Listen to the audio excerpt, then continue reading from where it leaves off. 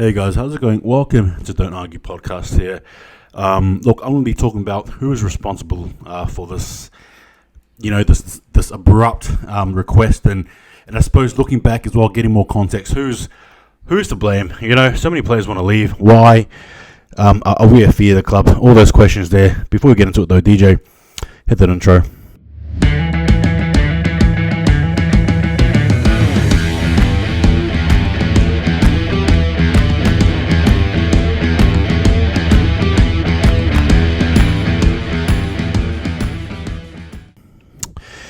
Freo fans, right? Don't Argue podcast. We are back, baby. Unfortunately, though, some of my players don't want to come back. So, look, as you know, Liam Henry, Lockie Schultz, and to a lesser degree, Joel Hamling are going, requesting to be gone, in the process of going. We need to seriously ask questions as a fan base. Whether the arrows be pointed at Peter Bell, right? He's the general manager. I almost feel like he's a very, how do I say this? He's got a bit of strategy and tact about him. There's no two ways about it. But for example, the Luke Jackson trade, where we basically give our fifth pick to the D's, is just so. I mean, honestly, did we have to bend that far back? We have our CEO as well, right? And again, he is he screams of positivity, but at the same time, I sort of question how serious is this guy? Simon Garlick is the chief executive officer of Fremantle Dockers. He's the one who implemented the plan. That's basically right here for us, and that includes both men's and women's team, and we can see how both are going for Freo there. Look, or is it Colin Young? The players manager, some of these players managers who's the manager there for some of the players, who apparently doesn't like us or whatever it may be. Look, all I'm saying is, just I'll give you guys a bit of a. So look, here's the mass exodus. Okay, since 2017, I'll just give you some names, right? Hayden Crozier, Harley Bellich, Lockie Weller, Lockie Neal, Ed Langdon, Brad Hill, Jesse Hogan, Adam Chera, Lloyd Meek, Rory Lobb, Darcy Tucker, Griffin Logue, Blake Akers, Liam Henry, Lockie Schultz, and obviously Joel Hamling, as I sort of touched on before. Why are players leaving? Are we a feeder club? Are we a club that sort of just develops players, and when, say, player A from Victoria is ready to go home, aka Adam Chera, he goes, Jesse Hogan, for example, he came over, he missed us, and couldn't, again, not I'm not going to go specifically to what happened, but you get my point. It was tough for him, and he left. Ed Langdon, Lockie Neal, apparently we lowballed him. I don't know. Okay, all I'm saying is that Peter Bell is negotiating these contracts. He's the one there that puts a worth on players, and it's obvious to me that he either A, thinks too low, or is thinking too much about the money side, which is fair. Obviously, you got a budget, etc., especially with salary cap. But at the same time, I mean, if you sort of look at some of the stuff here, particularly like Lockie Schultz, you sort of understand to a degree, right? Particularly if it was hurt. Why would we're talking about somebody who has multi-time awards, showdown awards, so to speak, and I don't know. I just, who do you blame? Do you blame Colin Young? Right? Is it the player manager there who is trying to always stifle things and try to cause a little bit of havoc there?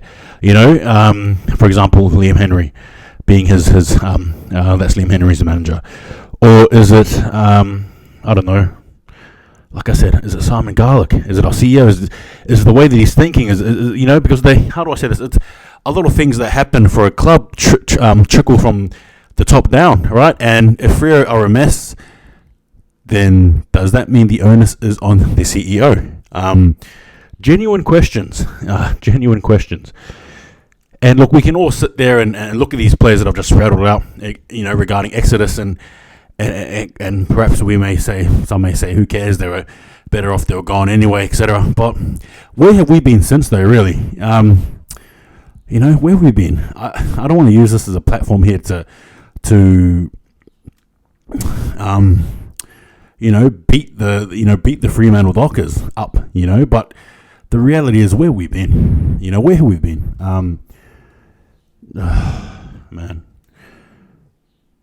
who is at fault here? And Fremantle, are they going to explain to us members why this is happening?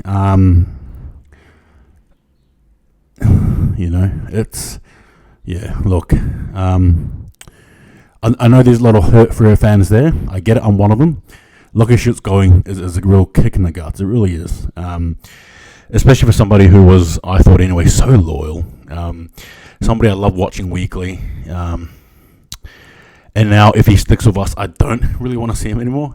As I sort of touched on the prior podcast, I don't want to anymore.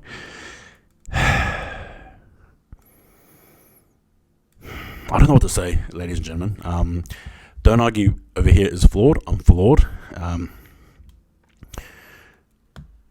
again, us Freo fans, we can all sit there and cope and say, the only great player that we lost there was Lachie Neale. Whatever, okay? Whatever.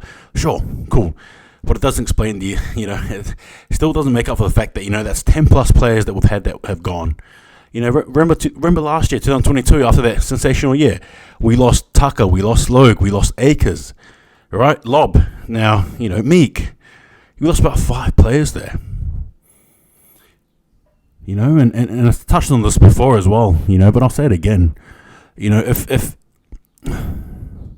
and it's all good and well to be diplomatic and try and say and milk your words to make them taste like, honey and all that stuff there, Peter Bale. But the reality is, why are these players leaving? Can you explain that to us?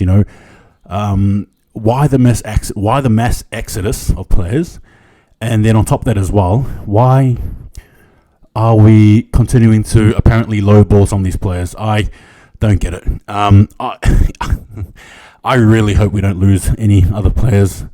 I can't imagine what it'll be like if we were to lose a Sarong, a Hayden Young. Again, players that we worked on. We worked on Sarong. We worked on Hayden Young. Michael Frederick and Brayshaw. What does Vi think about all this? I don't know. We got to start. What's the word? It's clear to me that this club here is in dire need of premierships. We're in dire need of premierships. We're in dire need of direction and a sense of identity. And we need to be a club that players want to come and play for. Again, recently, I'm not sure who it was, a player there who played for, I think it was the Hawks. Apologies if I got that wrong. But, picking West Coast over Fremantle. It's all good for us to look at West Coast and laugh and say, look at where they are, but they've still got 4 premierships. We, may be on top of them on the ladder, but that does not mean anything because we are doing nothing. Anyway, going off on a tangent here. Who do you blame? Is it Peter Bell? Is it Simon Garlick? Is it the coach? Is it Longmuir? Is it the fact that his tact is his techniques are not working offensively, defensively? Is Longmuir potentially on the chopping block for next year? And I think he is. I want to dive into Freo's preview for, maybe even preview soon, or even chat, whatever you want to call it. But I reckon Longmuir is definitely on the chopping block. But the question is, who do we get? What a pity! What a pity! It's really tough on this club. It really is. And you got some really hardcore Freo fans who are feeling it as well. Anyway, look, I'm going off here in a tangent, but that's it. That's the summation there. Who is to blame? Who is to blame? I think because it's just not good enough. Fremantle, it's not good enough. I will forever watch this team. I will forever stick by this team. But I want some bloody answers as to why it feels like we're a feeder club. Why it feels like we're second string right now, even to West Coast. We can't even get any picks on the board. We're trying to lure in Logan McDonald. Oh man, Freo. I don't know. I'm not saying it's a bad thing, but think about what's important priorities. Oh, what a mess! What a mess! Don't argue.